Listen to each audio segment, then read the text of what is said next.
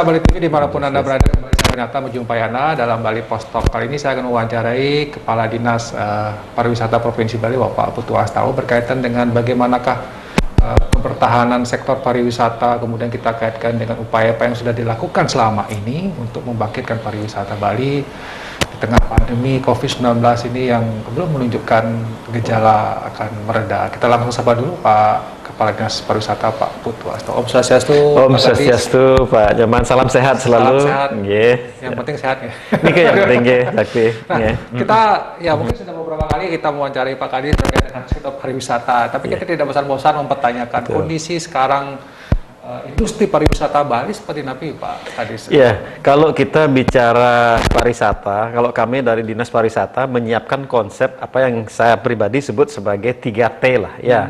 T yang pertama adalah trust, membangun kepercayaan. Mulai dari kami telah bulan Juni itu menyiapkan sertifikasi penerapan protokol kesehatan, ya.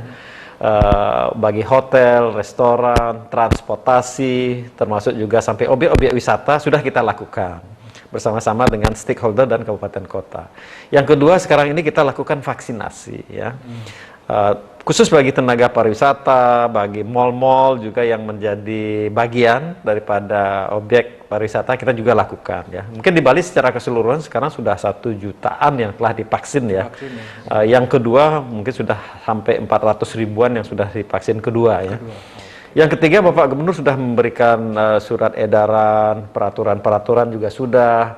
Berikut juga dengan tim Satgas Gotong Royong untuk mengawasi, ya, penerapan prokes itu bersama dengan TNI Polri, Satpol PP, dengan para bupati, kabupaten kota, wali kota, kabupaten kota juga sudah.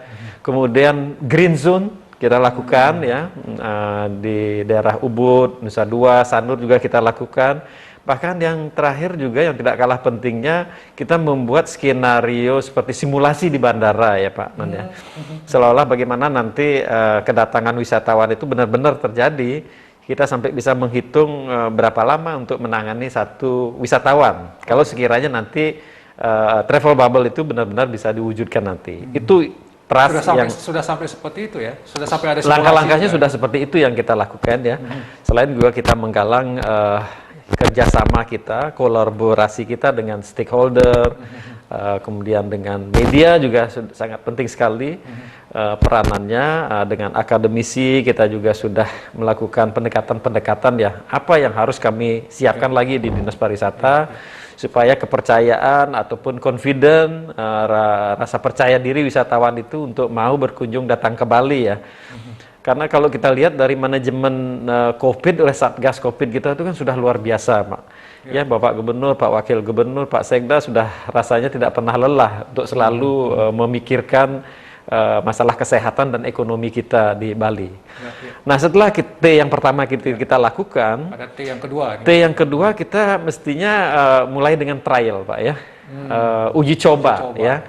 Jadi mudah-mudahan keputusan pusat setelah dikaji secara mendalam ada peluang sesuai dengan diisyaratkan oleh Bapak Presiden, nanti bulan Juni atau Juli akan dibuka untuk travel bubble. Nah, tentunya dipilihlah negara-negara yang memiliki risiko penularan rendah, kemudian wisatawan yang datang juga disyaratkan telah memiliki sertifikat ataupun sertifikat vaksin, ya, ataupun surat keterangan bebas COVID.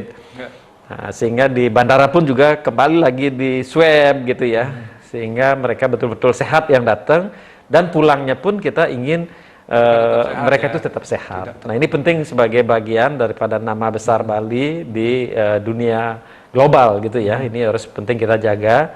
Tentunya ini tidak bisa kita bekerja sendiri, Pak. Harus semua lapisan masyarakat, semua pihak harus berkontribusi, ya. Nah, selama ini terlibatan semua pihak itu sudah cukup mengesankan, Pak. Sangat mengesankan, ya. Karena memang kita sudah sangat menyadari bahwa memang istilah ya generator daripada pertumbuhan ekonomi Ya, Bali betul. itu kan tergantung dari pariwisata ya.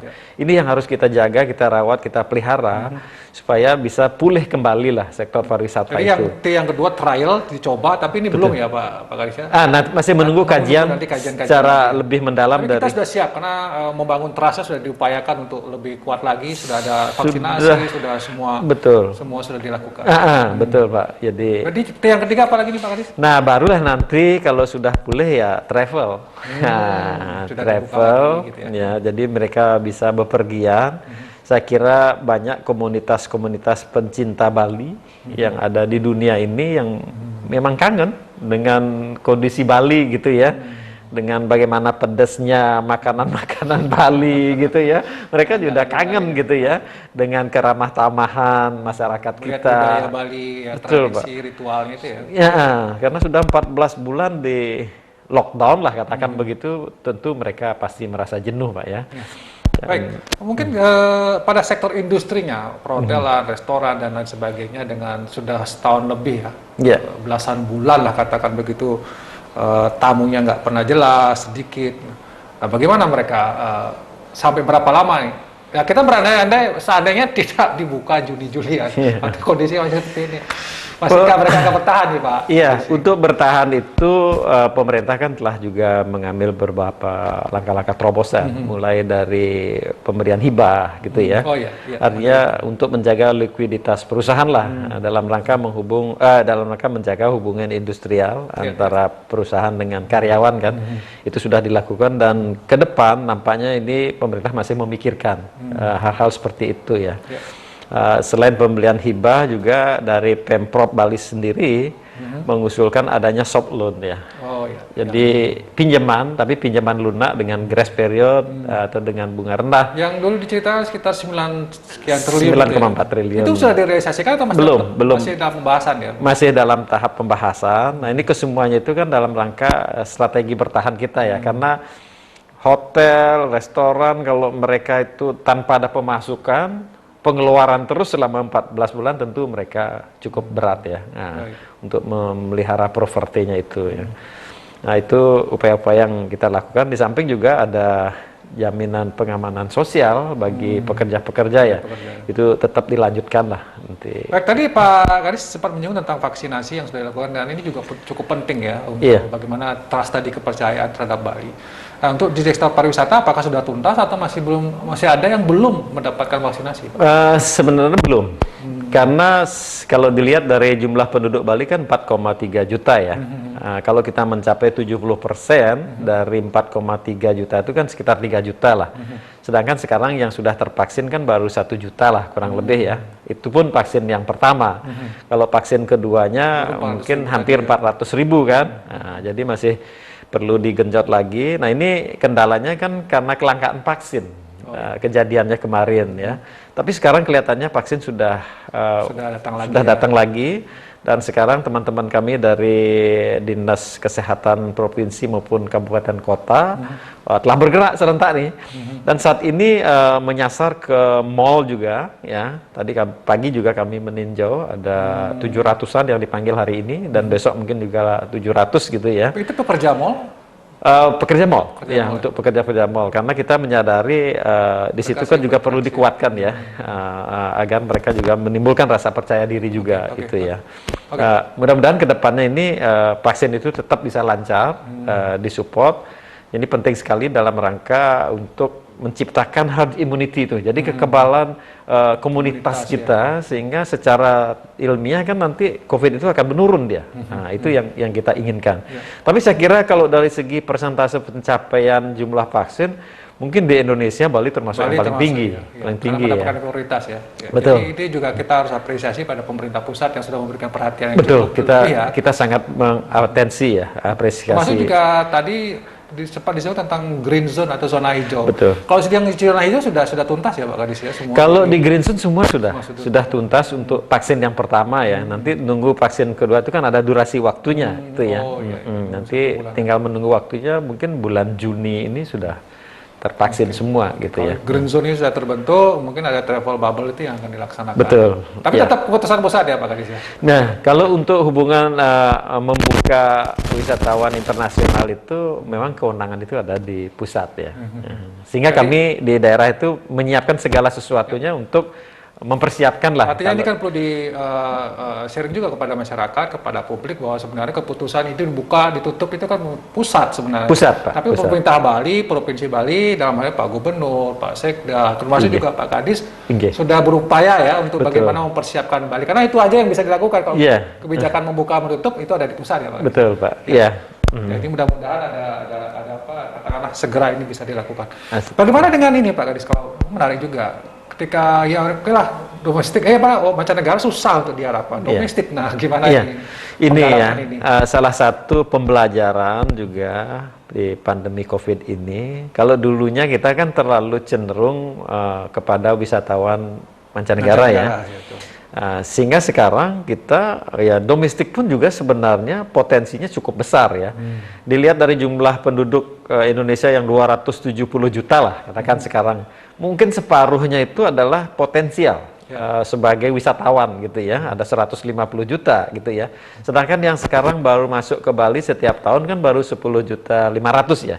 Jadi masih ada gap gitu ya, yang sebetulnya bisa digali untuk bisa memobilisasi wisatawan Nusantara melalui tagline dari Pak Menteri, dari kita ya, kita banggalah berwisata di Indonesia. Nah, tuh kita berbangga berwisata di Bali gitu ya.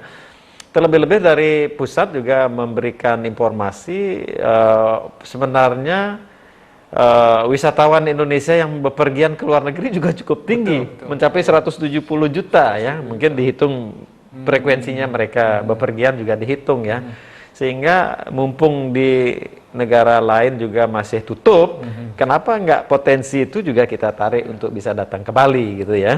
Termasuk juga bagi lembaga-lembaga kementerian, kemudian lembaga-lembaga swasta, perusahaan-perusahaan, ayo kita walk from Bali lah gitu ya. Karena kita kan punya tempat-tempat yang sangat inspiratif, tenang, damai, kualitas lingkungan juga sangat bagus ya. Dengan program-program Pak Gubernur mulai dari pembebasan sampah plastik, kemudian juga perlindungan danau, kemudian energi bersih, udara bersih, sehingga kan kualitas hidup di Bali sebenarnya juga cukup bagus gitu ya. Artinya upaya-upaya untuk bagaimana menggarap pariwisata domestik atau wisatawan domestik sudah dilakukan ya Pak Kadis ya. Persoalannya ini pandeminya masih seperti ini agak mengkhawatirkan juga. Tapi kita cukup gembira akhir-akhir ini nampaknya pandemi itu atau katakanlah yang terpapar itu kan kelihatan menurun ya. Kalau di Bali ini di Bali agak sampai khususnya hari ini sudah di bawah 3 digit ya. Sudah di bawah 3 digit, betul Pak. Sehingga yang kami sangat harapkan partisipasi Semeton Krame Bali Sarangsami ngiring jangan abai dengan protokol kesehatan gitu ya. Tetap menjaga ketahanan tubuh kita itu dengan memakan makanan yang sehat, ya dengan olahraga, ya aktivitas tubuh dan istirahat. Saya kira itu juga sangat berkontribusi besar terhadap perlindungan diri kita dari intayan COVID yang tidak kelihatan gitu ya. Dengan cara prokes dan makanan yang sehat lah, perilaku hidup bersih dan sehat itulah sangat penting sekali. Pak Kadis, berkaitan dengan apa yang dilakukan oleh Menteri Pariwisata yang sudah berkantor beberapa waktu di Bali, ada yang cukup sinis mengatakan apa sih manfaatnya itu juga nggak dibuka. Nah, kalau Pak Kadis sendiri melihat apakah ada kontribusi, tidak ada manfaat tidak dari Menteri berkantor di Bali selama ini kalau menurut Pak? Dengan berkantor di Bali, beliau kan secara real dapat menyaksikan fakta-fakta yang terjadi ya. Bagaimana hiruk pikuknya bandara dalam keadaan normal dengan kondisi pandemi, beliau bisa menyaksikan secara langsung. Bagaimana hiruk pikuknya mulai dari Kute ya, Pantai Kute Seminyak, dibandingkan dengan sekarang yang sepi. Tentu dengan pengalaman-pengalaman menyaksikan secara langsung, beliau akan bisa membuat kebijakan atau keputusan yang lebih tajam untuk menjurus ke. Dan selama ini sudah ada tidak yang mengarah ke katakanlah? Ya, termasuk nanti wacana untuk tetap memberikan hibah. Itu kan sebagai bagian dari analisis beliau ya. Kemudian juga bagaimana memperkuat agar ke depan ini pariwisata Bali itu betul-betul sehat gitu ya. Mulai dengan pengembangan desa wisata kita, karena ke depan ini kan bukan pariwisata yang menarik menjadi perhitungan pertama ya, tetapi sehat apa enggak gitu ya. Apalagi kalau bisa menarik dan sehat, Nah, ini akan menjadi peluang yang bagus. Apakah termasuk juga kita di gelontor vaksin yang cukup banyak itu bagian dari Betul, Pak. kontribusi Itu Menteri benar. kantor pribadi, Pak? Benar, Pak. Baik. Itu juga upaya beliau juga ya. Beliau dengan kami kan cukup inilah bisa komunikasi dengan stakeholder juga bisa menyampaikan gitu ya. Jadi memang kesemuanya itu tidak bisa instan gitu ya. Karena kan pola penganggaran kita juga harus mengikuti mekanisme anggaran gini kan yang sudah berlaku gitu ya. Nah, Baik. ya. Ya. Terima kasih Pak Kadis karena waktu ya, tidak terasa ini. Tapi kalau kita bicara tentang pariwisata memang banyak hal yang bisa kita bicarakan. Tapi tetap memang pariwisata tidak akan bisa berjalan ketika sektor kesehatan ini ya Pak Kadis. Ya, pandemi ini yang belum berakhir itu yang harus dipahami oleh masyarakat dan ada kebijakan-kebijakan yang memang mana yang diambil oleh pemerintah daerah, mana yang diambil oleh pemerintah pusat ini juga harus dipahami dan kita juga bersyukur ya kali perlu memberikan apresiasi kepada pemerintah pusat karena cukup diprioritaskan untuk mendapatkan vaksin. Mudah-mudahan itu lancar sehingga herd immunity itu 70% masyarakat kita tervaksinasi. Itu juga menjadi akan mendorong kita untuk bisa bangkit dan protokol kesehatan itu juga yang sangat penting ya Pak. Itu yang harga mati Pak. Harga itu mati. ya. Terima kasih sekali lagi Pak Kadis dan terima kasih pemirsa Bali TV. Demikian Bali Post Talk kali ini saya ucapkan terima kasih atas perhatian Anda. Saya tutup dengan pranama Santi. Om Santi. Santi. Sampai jumpa.